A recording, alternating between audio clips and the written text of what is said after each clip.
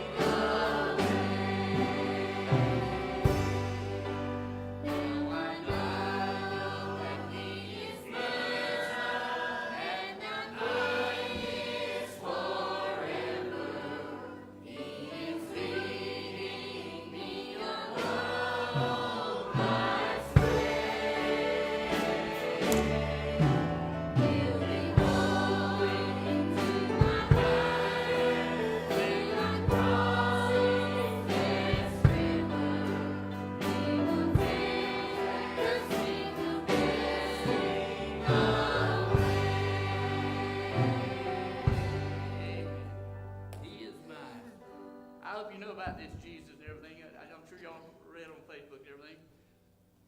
That episode in Huntsville last night, the crows and crawls went out to eat the melting pot.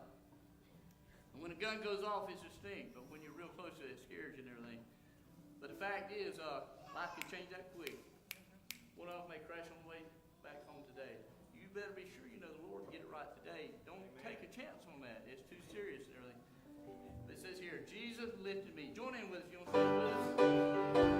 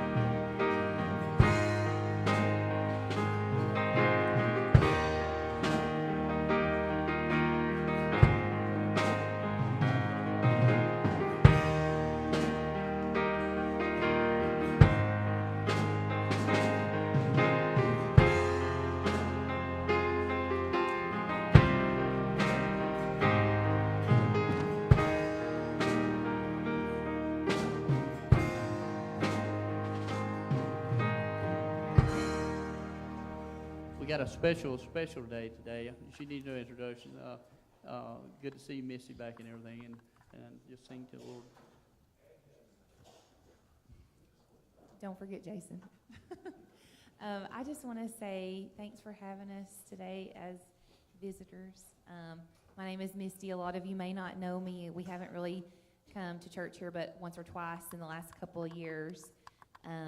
But this is my husband Jason's home church, and we came here when we got married, and we miss you guys and we love you guys. But when it became clear what God's purpose was for us together, then we realized, we had struggled with, are we going to live in Fife, or are we going to live in Trenton? We don't know. But when it became clear what his purpose was for us, then we realized that we needed to be planted and put our roots down in Trenton, because we are leaders that celebrate recovery there. So that was not in our wildest dreams, I don't think. But I said that before I sang this song, because it says, letting go of every single dream, I laid them all down at your feet. And sometimes we're just holding on to the way we want things to be in our dream, and we haven't let go of that and give it to God and let his dreams become planted in us so that we can fulfill our purpose.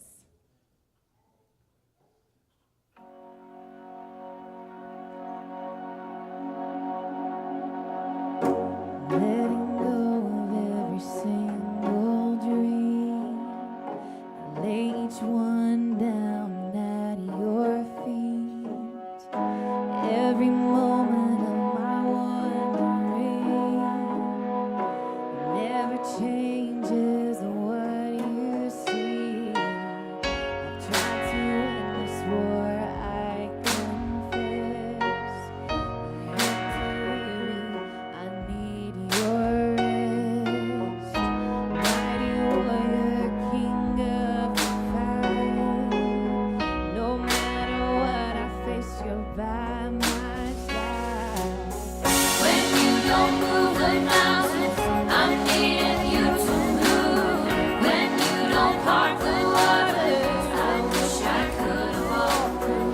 When you don't give the answers as I cry out to you, I will trust, I will trust, I will trust in you.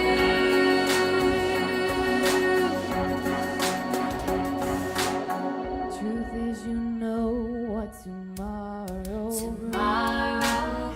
There's not a day ahead you have not seen. So in all things be my life and bread. I want what you want, Lord, and nothing less. When you don't move the mountains, I'm needing you to move. When you don't part the waters, I wish I could walk through. When you don't give the answers as I cry out to you, I will trust, I will trust, I will trust in you. I will trust in you.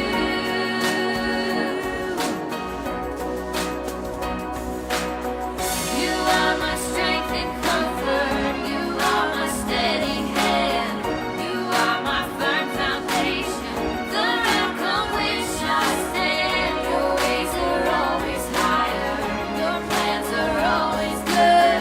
There's not a place where I'll go you've not already stood. When you don't move the mountains, I'm needing you to move. When you don't part the waters, I wish I could walk through. When you don't give the answers as I cry out to you, I will trust, I will trust, I will trust in you. I will trust in you. I will trust in you. I will trust in you.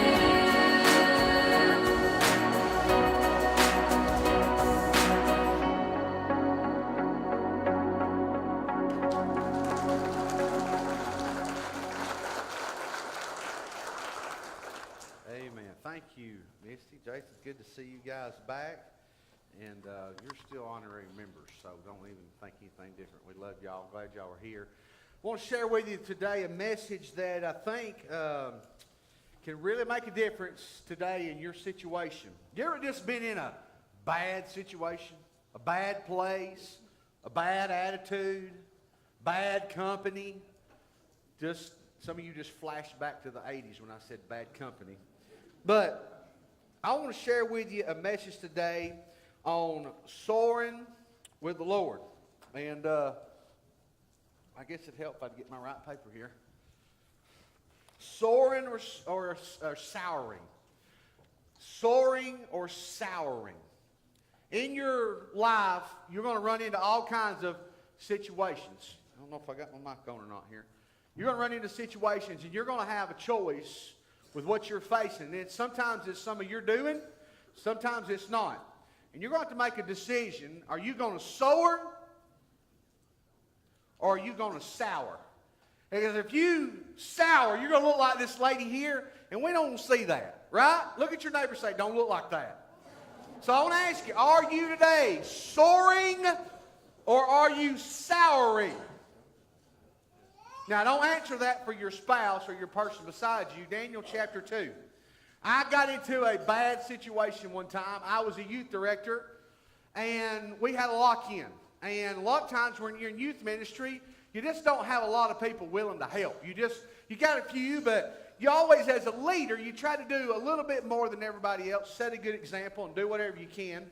So anyway, we was at this cabin in Pine Ridge, and we got everything together, got everything done, took all the kids home, and I said, I need to go back and clean that place up. So I went down there, kind of got things cleaned up, and I had this little two-wheel drive blue Nissan truck. I had to fold up like a pocket knife to get in this thing. And as I was leaving, I looked out the back of my mirror, and I saw this blue 50-gallon plastic drum hanging at the bottom of the hill. Now, who knows what that is? No, a deer feeder. So I thought, I want to go down and look at that deer feeder. So I drive down the bottom of that little hill, and then I noticed, hey, there's another hill that goes up into the woods there. And I thought, I want to go see what's up in them woods. So I started up the woods in that little two-wheel drive Nissan truck, and everything was going just fine. And I got on up in there into those woods, and all of a sudden the truck quit pulling. The wheels were still going, but the truck wasn't pulling. I had left Church Road and gone into the Forest Road there. And so the truck kind of went to the left of the tail of it, and it hooked on a tree. And the truck is about like this right here, all right? And it's still running. I get out, the truck is hung on this big tree. I get out, this tree is hung on the tailgate right here, and I don't know what to do. I can't get the truck loose. We're fixing to hear a bad situation. I said, I got to get this truck. I put things under the tire. I jump back in it. I'm throwing it in reverse and forward. And I'm trying to get everything, get this truck to go. And I get out. The door is opened right here. The tree is right here, and I'm standing right here. And I think, what am I going to do? I can't leave my truck up here. I wonder if I just push on the bed, if it will come loose. Hark, not a good idea. When I did that, that tree broke loose with that truck and all of its weight. It started coming back. My first thought was not get out of the way. My first thought was, there goes my door.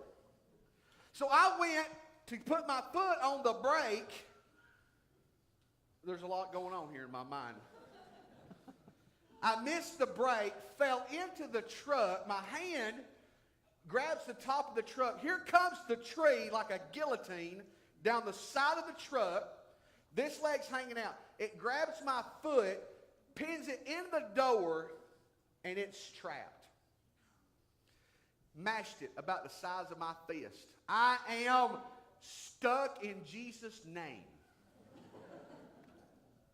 Instantly, the movie, that guy where he gets that boulder hung on his arm and he has to cut his own arm off to get out, instantly starts coming to my mind. I can't get out. I'm in a bad situation. I began to think, what am I going to do? I can't pull. I'm pulling and jerking and trying to get my leg. By the way, nobody knows where I'm at. So finally, I think I got a peanut buttered sandwich over in the back of the truck here. It's just this far out of reach. I finally said, this is do or die. I'm in this bad situation. I ain't dying down here and getting eaten by coyotes. So I manned up, and I let out a beller, and I started jerking and twisting and pulling, and that truck just started moving. Finally, my foot popped out of that thing. I have no phone. I crawled down. I'm bleeding. I'm crawled down to the bottom, back up to the top to the cabin to call on the phone and realize I left my keys in the truck. So I called, got back, called. Somebody came, got to the doctor. Long story short, it's a miracle. My leg wasn't broke or nothing like that. That was a bad situation, and it could have been a lot worse. You may not have something that crazy that's ever happened to you, that physically dangerous, but you may be in a situation that is a spiritual dangerous situation. You just kind of spiritually coasting. You just kind of went on your own trail and nobody really knows where you're at. Oh, you put on a good show and everybody thinks that you're where you need to be with the Lord, but nobody knows really what's going on. You put on a good show and you find yourself in a bad situation that spiritually is dangerous. And how you handle that situation determines whether you're going to be sour or whether you're going to be soaring. Or we can call souring bitterness. There's a man in the Bible named Daniel. He came into a situation where his very life was in danger.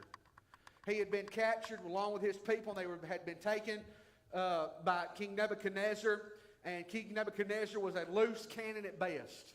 He has a dream, the Bible tells us in Daniel chapter 2. It's such a frightening dream, it wakes him in the middle of the night. And it is bothering him. He's sick to his own self and his own soul. And he calls all of his magicians together. And he says, I had a dream. Not like Martin Luther King's dream. I had a dream. And y'all are going to tell me the meaning of the dream. And the sorcerer says, sure, King. Tell us what the dream was. He says, no. You're going to tell me what I dreamed. And then you're going to tell me the interpretation of the dream. And I'm sure at that moment, all of them thought, whoa, boys, we're in big trouble. He's told us these dreams, and we've been lying to him about all this stuff, but now we can't do this. He's going to know the gig's up and know that we're fake.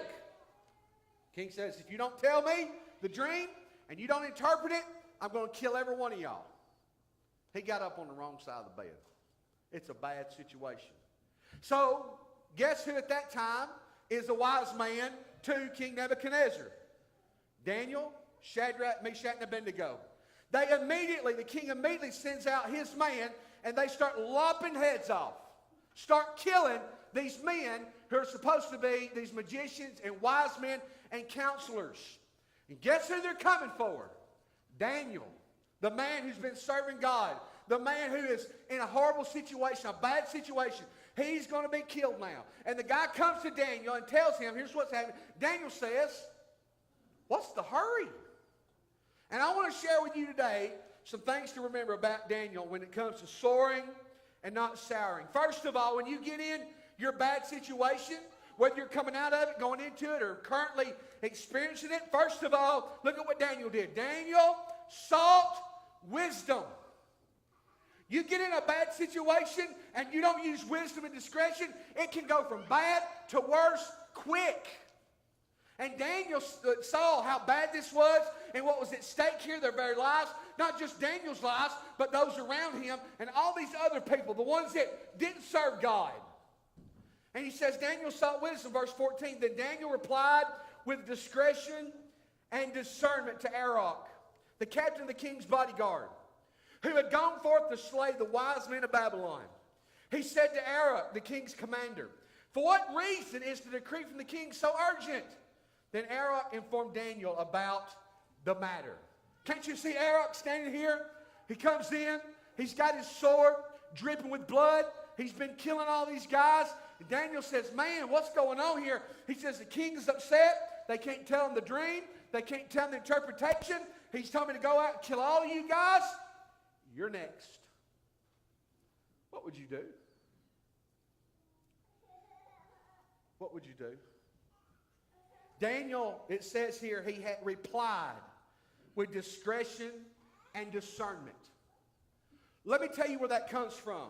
It does not come by you waiting for the moment to happen. Daniel was already a man of discernment and wisdom way before he ever got into the situation. You cannot wait around for your opportunity to act like a 10 if you're not preparing like a 10. If you don't make daily decisions and wise decisions to be a godly person, when the time comes for you to make a decision, you'll make the wrong one. You'll not be girded by wisdom. You'll not be girded by understanding. You'll be girded by emotionalism. You'll be girded by reaction to whatever, immaturity. So Daniel could have said, let's run. But he talked calmly. Why are we in such a hurry here, boys? What's going on? If you're in a situation and you don't know what to do, it's a bad situation, you better seek wisdom. You better ask God to show you what to do. Daniel sought wisdom. Look at what happens also. In the midst of a bad situation, Daniel sought comfort. God always sends angels.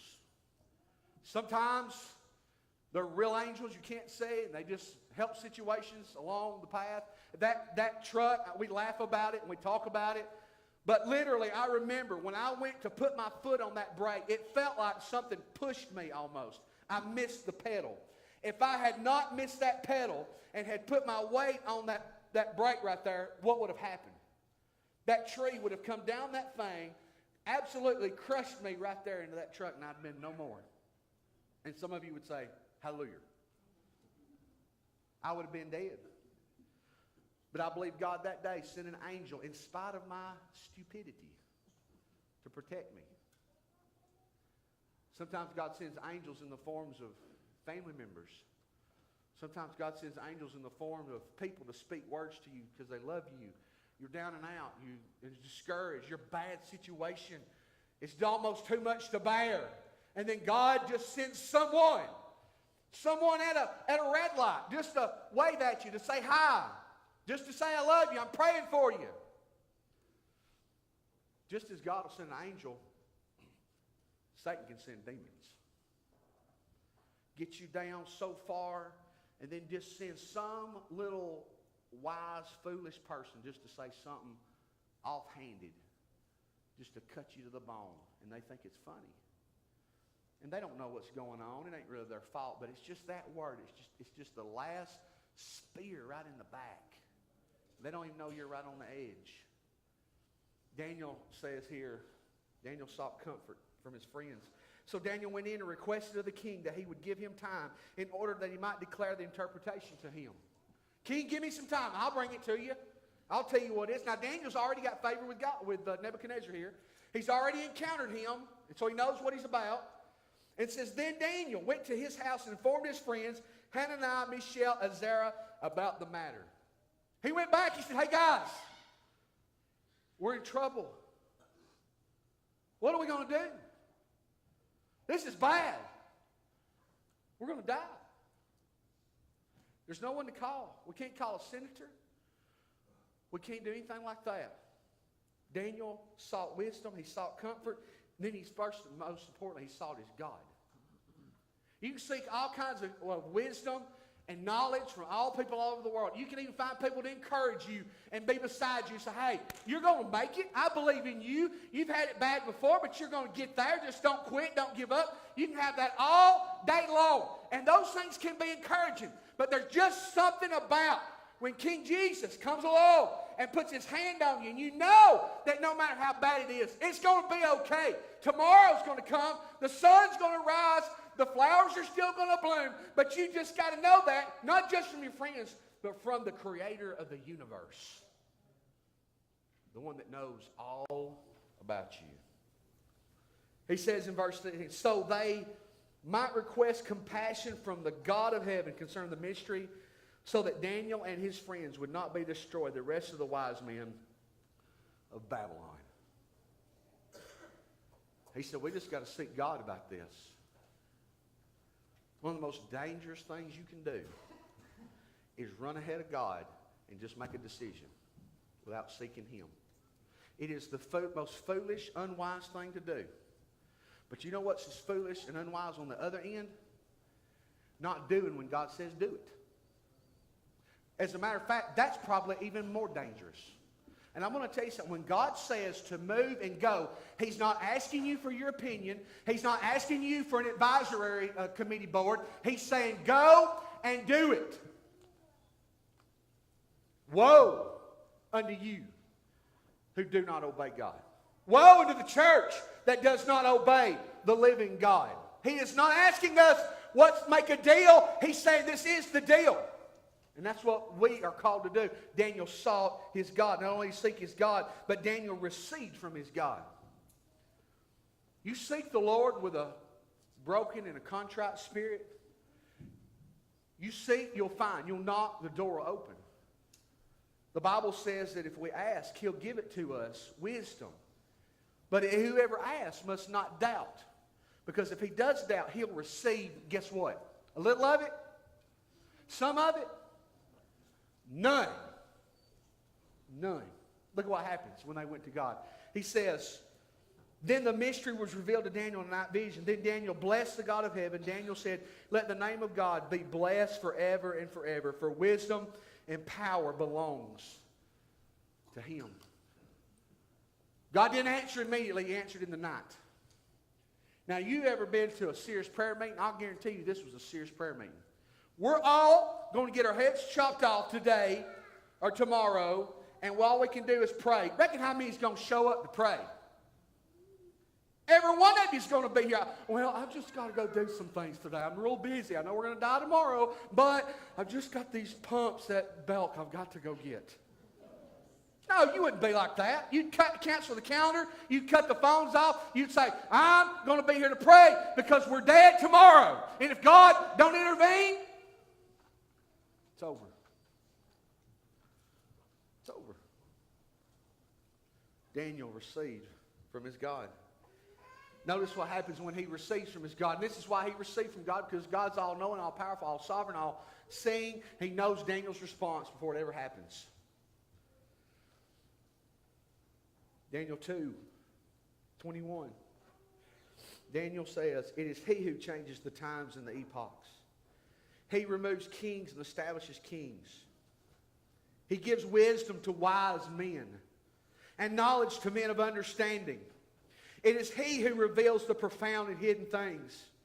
He knows what's in the darkness, and He dwells with the light. To you, O God of my fathers, I give thanks and praise, for you have given me wisdom and power. Even now you have made known to me what we requested of you, for you have made known to us the king's matter. Let me just tell you what Daniel did. He got to answer, and he broke out in praise. When was the last time God answered something for you? When was the last time you praised Him for that? When was the last time you got seriously all bent out of shape about what God did? I bet y'all got bent out of shape last night when you got out of there alive. When was the last time you didn't give God a, hey, God, I appreciate that. What if He took away everything you didn't thank Him for today, took it away tomorrow? There's not a one of us deserves to be here today. You don't deserve the next breath. You don't deserve your next heartbeat. You don't deserve the family that you have. You don't deserve the job you got. You don't deserve to even be alive on this earth. But by the grace and the mercy of God, that He has provided for you and taken care of you and supplied everything that you need. He's saved you. If you're here today and you've been saved, He saved your soul from a devil's hell. He gave you a purpose in life. He didn't just save you from hell, but He saved you to heaven. How can you not every day get up and say, God, how great are you? How wonderful are you? I'm going to do my devotion here in the break room and be really quiet.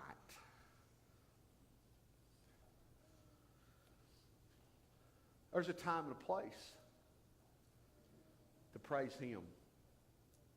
But my gosh, at some point there's a time to do it. There's a time to do it. Daniel couldn't handle it. It's all he could handle. I just imagine them guys sitting there going, oh, we got it. The answer came. We're not going to die.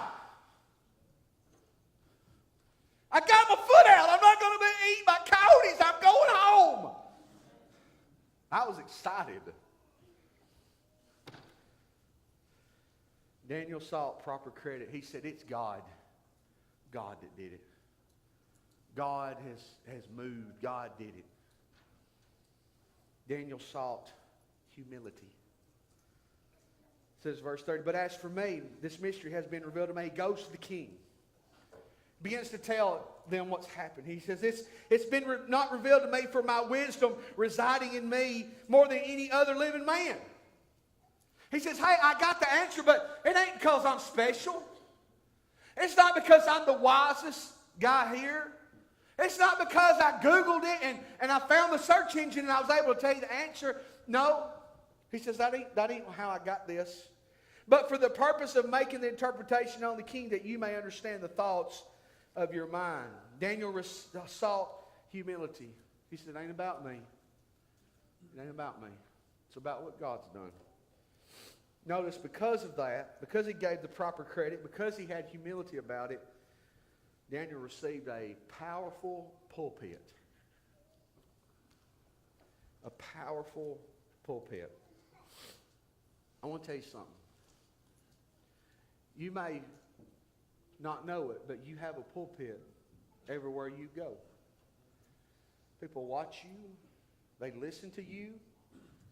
And I want to tell you, one of the most craziest things is that some people have the gall to think that other people can't figure out what's going on with them. You ever seen that? You can tell the lights are on, but nobody's home.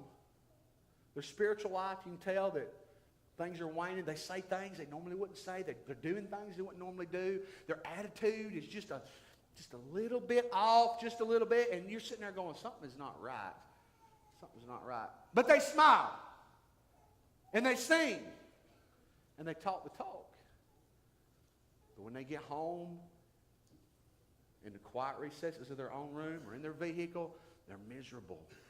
They know there's something not right, but they put the show on.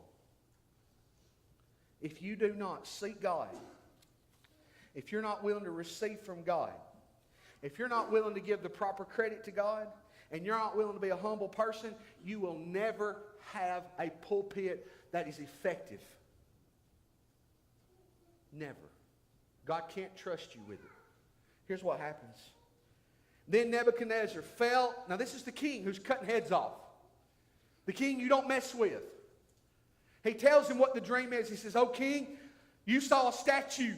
And this statue's head was made of this, its arms were made of this, its chest was made of this, its legs were this, and its feet was this, and its toes were this. And here's what they mean, king, this, this, this, this." And the king knew right then, these guys know what they're talking about. Here's a pagan, godless, murdering, loose cannon king cutting people's heads off. When Daniel tells him, here's what he says. The king Nebuchadnezzar fell on his face and did homage to Daniel. And he gave orders to present him an offering and fragrant incense. The king answered Daniel. Now listen to this. This guy had no concern about the living God. But here's what he said. This lost, wicked pagan. Because Daniel had a pulpit. Because Daniel was humble. Because Daniel sought God. Because he would respond to God. Here's what this king said. The king said to Daniel, "Surely your God is a God of gods and the Lord of kings and the revealer of mysteries. And since you've been able to reveal this mystery." He saw something in Daniel that made him say, there is a God. I saw a picture quote the other day. It said, "It's about time Christians quit giving lost people enough ammo to quit believing in God." Amen? You know what one of the worst weapons that Satan uses? He likes to get Christians fighting with each other. Bickering and arguing and backbiting, complaining, whining.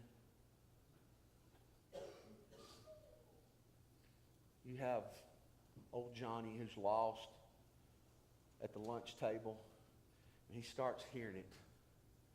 well, you know what, oh so-and-so at church, I tell you what about them, and I heard this, and here's this lost man sitting there listening to all of that trash. Aren't you supposed to be a Christian? I thought you were someone supposed to show love. Satan uses that. But because of what Daniel lived, the way his life, he had a pulpit with the most powerful man on the face of the earth. And then lastly, Daniel also received a promotion because of this. Look, the king promoted Daniel and gave him many great gifts and made him ruler over the whole province of Babylon and the chief priest all over the wise men. Daniel sought wisdom. He sought comfort in wisdom. He sought God. He received from God. He sought proper credit. He returned it all back to God. He was humble. God gave him a pulpit. Nebuchadnezzar gave him the whole country. And lastly, Daniel's favor rubbed off. The power of being a blessing or being a curse are equally powerful. You just keep going down that bad situation road and you don't check up and you don't let up, I promise you there will be a crash. And it will wreck and it will ruin all those around you that you love and care the most for. Daniel didn't do that, though. Daniel said to the king, Daniel made a request to the king, and he appointed Shadrach, Meshach, and Abednego over the administrators of the province of Babylon while Daniel was at the king's court. Not only did Daniel get a promotion because of his faithfulness with God, the people around him got something too. That's the principle. You young people, listen to me. You show me who you hang around with, I'll show you who you'll be in 5 years. You believe that? You better. I'll come to your house tonight and make you believe it. You hang around with people who do bad things, you're going to do bad things. I don't care how much you love Jesus. If you keep hanging around people that consistently and constantly do things that's ungodly, unbiblical, the drag is going to be so strong on you. Can I tell y'all a secret since it's just us talking? That's for your parents too. Mom, Dad, you run with people who are negative, bitter, angry, gossips, complainers, that's exactly what you're going to be. I promise you. It'll affect you like a cancer, and you'll turn around one day going, why am I like this? It's because you've allowed somebody to infect you with a spirit that's not of Christ. I don't know about you. I want people to be blessed. Proverbs 7 says this, a righteous man is godly, and his children are blessed after him. If you want people to be blessed around you, be a blessing. Daniel had favor with God. Was he in a bad situation? Yeah. What could we say in that situation? Well, man, you know what? Here we are. We had it made in Israel and in Jerusalem. And now God has let us get captured. I thought we were his people. I mean, obviously they don't understand. I mean, I've been serving longer than anybody in this little area. God does not care for me, obviously, because he let me get in this situation. I'm just going to throw my hands up. Nobody cares. The situation's horrible. I served God all this time. Now look at where I'm at. I'm just going to run away. We read that in the Bible and go, that's ridiculous. He wouldn't do that. But it's played out every day in people's lives. I'm discouraged. Or I'm disappointed. My expectations are not met.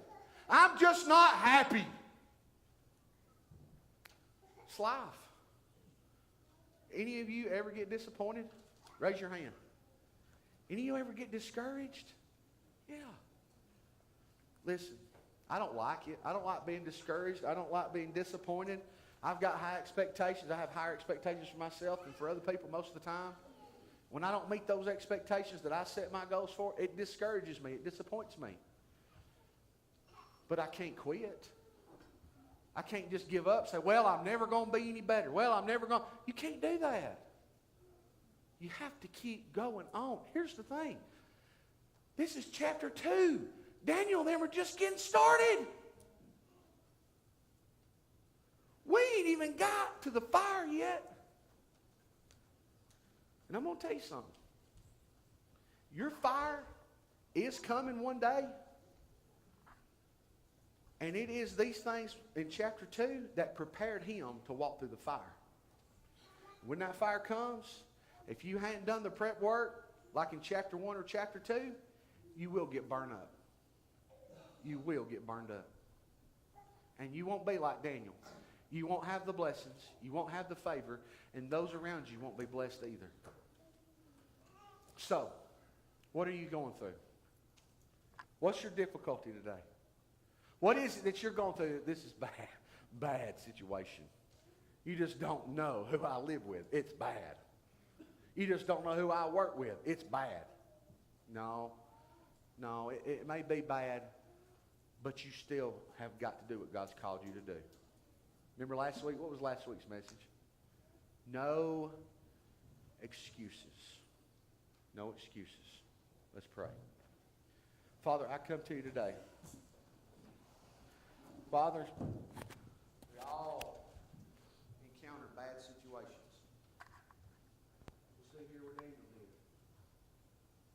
But God, instead of letting his situation sour him, he used it and made him soaring. It made him better, not bitter. Because he went through the proper steps. He sought wisdom. He sought comfort and guidance. He sought you, Lord. He was willing to receive what you give him. He gave you proper credit. He was humble about it. He received the pulpit that you gave him, the platform. You blessed him and you blessed those around him in the midst of a murdering, killing king. God, you know the situations that each and every person here is in. It may not even be them. It may be a situation they know of that some of their family is going through. Maybe their bad situation is unfortunately their marriage. Maybe their bad situation is a relationship with a family member. Maybe their bad situation is a health problem. Whatever it is, God, but you know that we can handle it if we'll go through you. Doesn't mean it'll be fixed. Doesn't mean it'll be perfect. It just means that you're going to be with us, and ultimately in the end, we will win. Lord, I pray that you touch our hearts today. Give us the courage to be honest with ourselves, take the mask off, and come and just kneel and say, God, I can't do this without you. I need you. I'm seeking you, God. I'm seeking your comfort. I'm willing to do what you tell me to. I'll give you the credit for the victory, God. I'll be humble about it. And God, I'll speak where you give me an opportunity. And God, bless me so that I can bless others.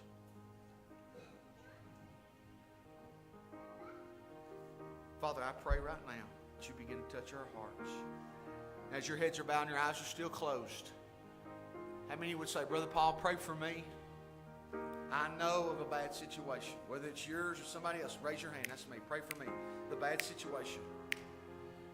I'm going to give you an opportunity today to do this. You may want to just come by yourself and kneel and pray over that. But maybe there's somebody here in this building you just need some wisdom from. You need some guidance. And you just want to go to them this morning and just take them by the hand and say, hey, will you go pray with me? Will you go pray with me? Maybe you know someone here today that's going through something and they just don't have the courage. They just don't, their fight is just almost gone. And you need to go to them and say, come on, I want to go off with you. I want to pray. I'm going to count to 3 and I want you to hesitate. I want you to get up and move. 1, 2, 3. Come on. Those that you raised your hand, you know somebody you need to pray with, or you want somebody to pray with you, or a situation you're saying, God, I don't know what to do. I'm just going to turn it over to you. You come at this time.